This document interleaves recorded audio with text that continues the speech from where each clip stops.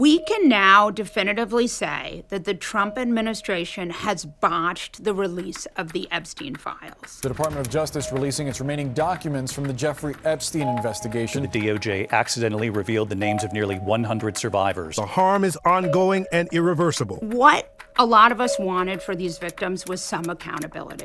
We wanted them to know that they had spent Democrat and Republican administrations having the federal government ignore their pleas, and these women just wanted to know that they were going to find some accountability, that these powerful men were not going to get away with it. Survivors of Jeffrey Epstein say they are outraged. But millions of pages are still yet to be released to the public. From Hollywood to Washington, Wall Street to Buckingham Palace and beyond. It looked like they hadn't been looked through. We saw things that weren't redacted that should have been. We see powerful men redacted. We see victims victimized again with their pictures and videos plastered on the internet. Unredacted names of victims. Dozens of images of young, nude women were also released by the DOJ. They say they were exposed while, quote, the men who abused us remain hidden and protected. There are so many different things in these files, and they're all treated with the same weight. So a piece of criminal evidence is not the same as a press clipping.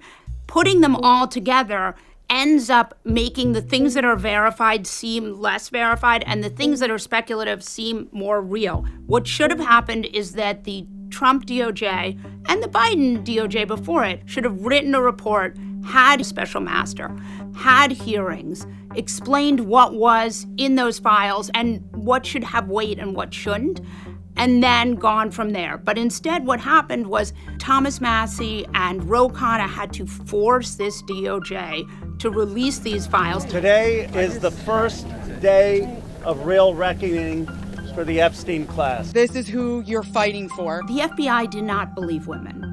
They did not believe women in the 90s. They did not believe women in the 2000s, and 2010s, and 2020s.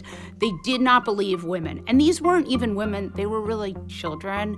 And the FBI just didn't want to hear it. And so what's so upsetting to me is just how little weight these women's experience was given.